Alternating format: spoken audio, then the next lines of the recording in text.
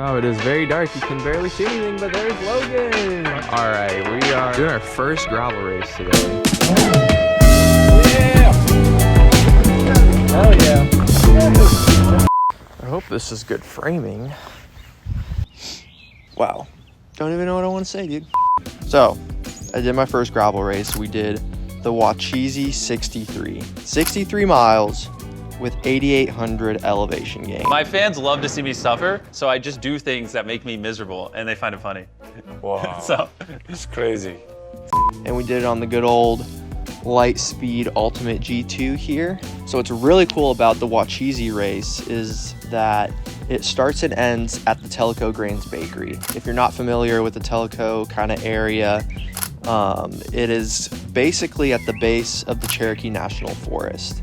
And that area is so freaking beautiful. I've ridden some of the sections of this race before, and it's just gorgeous. There's like rivers, there's waterfalls. The gravel is just so good. It's like champagne gravel for the most part. There's some sections, if you do Far Gap, which we didn't get to do, but if you do Far Gap, that section can be pretty gnarly. And 15 minutes before the race, I'm like, all right, I want to get a cool picture of my bike in front of the bakery. I lean my bike against this bench over there, and mind you, this day we had some potential tornado type storms that were going to be rolling in the evening, so it was pretty windy. So anyways, I lean my bike up against this bench, and out of freaking nowhere, this massive gust of wind comes, knocks my bike over on the drive side, just completely bends my derailleur. Like, at least the hanger, just bends the hanger so freaking bad that my derailleur was like folded basically into my wheel. And I'm like, all right, so I guess I'm not racing today. So here I am, like a million things going through my head, not sure what I'm gonna do, if I'm gonna be able to race or not. So I'm walking back to my car, all frustrated, and this guy that was parked next to me, shout out to whoever you are, I totally am forgetting your name right now. There's a plane right now, let's wait for the plane. Guys, also speaking of planes, there's this really sick app called Flight Radar, and you can literally just stick it up to the sky and figure out what's flying over you. Where's that thing? So I'm walking back to the car, and this guy that was parked next to me kind of notices that I have the bent derailleur, and he's like, dude, I have a tool that you can fix that for. And I'm like, no freaking way.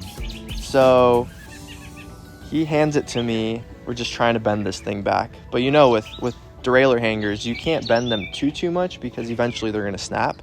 Long story short, we got it fairly straight. But what was also so funny is while I was bending my derailleur, the dude that lent me the derailleur tool fixer, he had his bike leaned against his car, and this massive gust of wind came and just destroyed his derailleur hanger. So he's like, bro, I'm gonna need to use that once you're done. So quite the chaotic morning and quite the chaotic start, but goodness, dude, it was crazy. All right, anyways, let's dive into the race. Yeah! Hell yeah. So yeah, the start of the race happened, and holy cow, there was so many people at the start. I kind of decided I wanted to hang back, mainly because first gravel race, I didn't know what the pace was going to be like, so decided probably smart to hang back because, like I said earlier, we were about to climb 8,800 feet in the entirety of the race. But how this race happened is you basically start off climbing basically off the bat. So we started on this road, super pretty road. It's the Cherokee Skyway. Kind of merge on there. Dude, the draft was insane. It was so freaking good. I've never ridden in a group this big, and I was just having the time of my life. So we're mobbing on this. At this point, I was with my friends. I had Jonathan next to me. I had Logan next to me, Chris. My bike setup, I know I was on an 11 speed, but it did pretty well. I was running 40s as far as my tire size, so we had a good amount of road before we hit gravel, so I felt like it was the perfect setup for it. And then at this point, you see this one this one person just randomly pass me. A lot of people just decided they were going to use the restroom at the beginning of the race. Like, so many people just started pulling off. Like, I just couldn't believe it. It was wild. People were just pulling off to the side. Everyone's like, "Hey, you good, bro? You got a flat?" Nah, they're just going out for a quick little pee. Here we go. We're hitting our first section of gravel. This is where the climbing begins. And it gets pretty freaking gnarly. Time to see what happens here. Hey, Chris. Bye, Chris. So I was peacing out, telling my friends, "Hey, see you later." Shout out to my friend Chris Burns, because that boy literally was running road bike tires. I don't know how he managed this gravel, but it honestly was pretty smooth overall.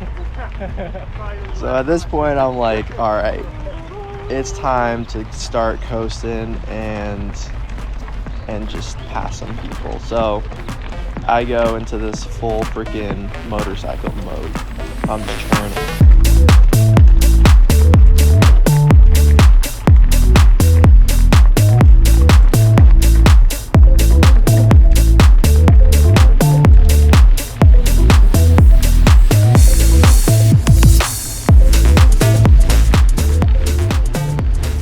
I would just laser focus on whoever was in front of me, and I'm like, target acquired, next.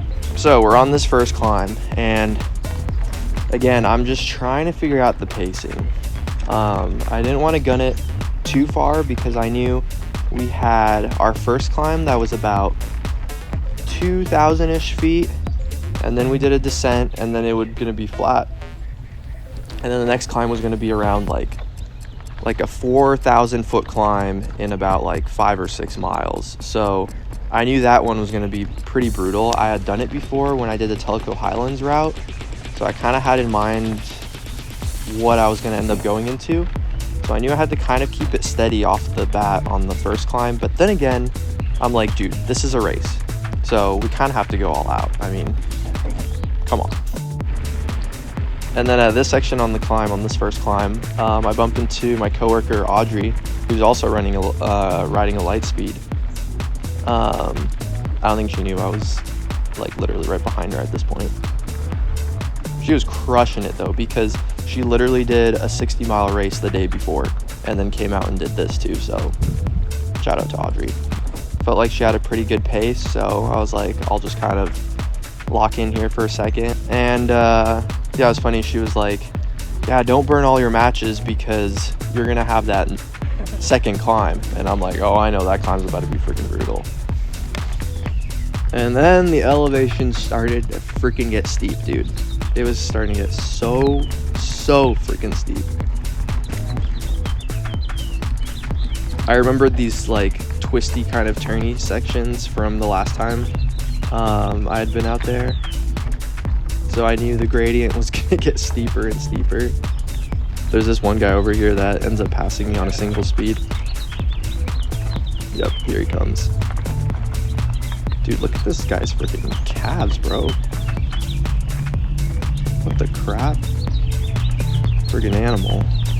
I was very tempted to try to catch up with this guy, but I'm like, it ain't worth it. I did end up passing him later. And dude, the headwinds that day, it didn't matter what direction you were riding in. I felt like the entire day we were running into a headwind. Windy. You can kind of see it here with the trees, how fast they're just kind of blowing around. Okay, and then this is my new race friend. It's funny when you like end up doing a climb like this for a long time, you end up just talking with the people next to you. So this guy to the right of me, he was part of this like Knoxville racing group. Super nice guy. What I really wish I did is hung with this guy, because he ended up being the 3rd place finisher. And I ended up losing him later, but as you can see, I passed him here. And then finally, once that climb was over, we had a super sick descent. And it was getting pretty washy and pretty muddy.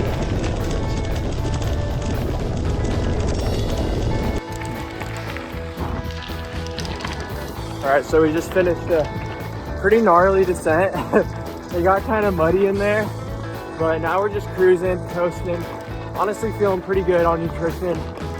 Maybe drank like half a bottle up the first gnarly climb, so I think we're feeling pretty good today. Just look at these views though. Holy. All right, let's focus. It's race time. So once you finished that first climb into that descent, you're back by the river. I'm not sure if this is the Telco River at this point, but again, I was following this one guy and he had such a good pace on the road.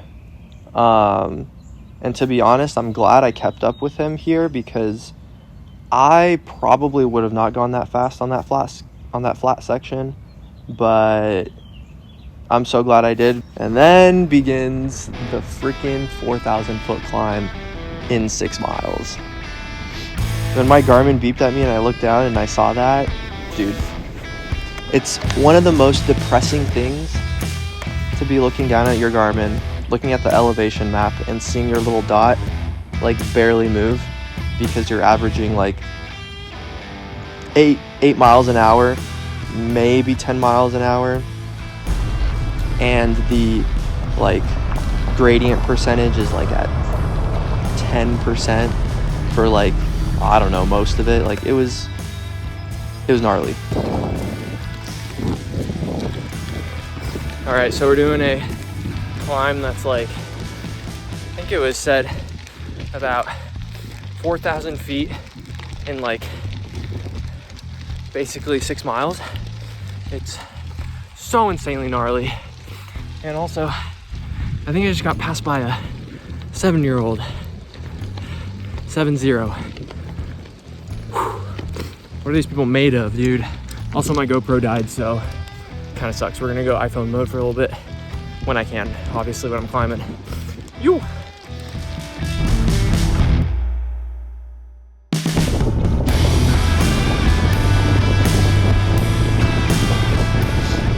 And I really thought the climbing was over. So after doing that insanely long gravel climb, I was like, all right, we're getting back onto the Cherahela Skyway.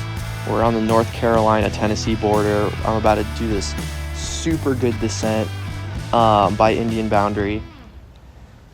But guess what? There's actually more climbing on Cherahela, and I didn't realize that. All right, guys, we're at 40 miles, 6,000 feet, and we're kind of hauling. I'm at 3 hours and 32 minutes.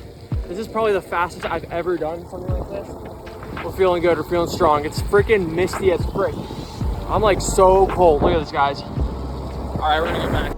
And then it really started to rain. It actually even started to hail a little bit, which was wild. And the wind was picking up like crazy. There was like one section of the Cherahela Skyway that's kind of like on a ridge. Dude, there was this massive gust of wind. I literally felt my bike and my body just move like a whole like foot. It was crazy. And they didn't have these roads shut down, so there was like people just driving up and over the mountain that were just flying. And because of the fog and everything, like there was like no visibility. It was low-key kind of sketchy. And it was also funny like seeing some people that were just very sketched out. Like they must have passed me on the climb, but as soon as they were descending, they're going like 7 miles per hour going downhill. And I'm like, dude, good luck, man. Like it's gonna take you forever to get down this mountain if you're going that slow. But so then what was crazy was after I did the climb, the main climb, and I'm descending, and I passed like, I don't know, maybe like 3-4 people. Dude, I didn't see anyone for forever. Like there was no one around. And my Garmin had froze yet again. And I was afraid I might have like missed the turnoff that goes by Indian Boundary, because how this race works is you're on the Cherahela Skyway and you could potentially go all the way down it and get back to the bakery. But that's not the way for the race. You need to actually take a turn, go by Indian Boundary, descend on some more gravel, then connect onto another road. So I was afraid I missed that road because I literally didn't see anyone. Luckily, they did a pretty good job. They like spray painted or something a section of where we needed to turn for Indian Boundary. So even though my Garmin froze and it was telling me to make a U-turn for so long, I'm like, dude, even if I miss the turn, I'm not about to make a U-turn on this mountain, because I descended probably like 5 miles or 6 miles. I'm like, I'm not going back up that thing. So anyways, we make that turn. I'm passing Indian Boundary and still not seeing absolutely anyone.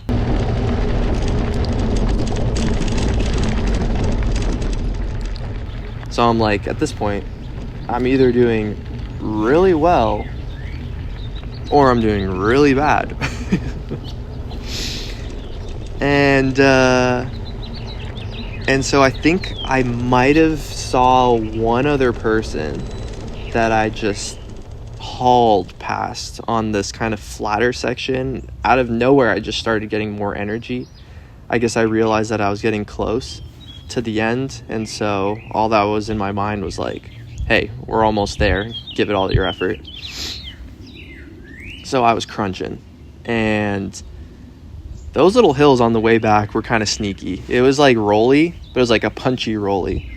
But because it ended up being road for this section, I was able to kind of get out of the saddle and kind of like do mini sprints up the hills and kind of get them over with. Woo.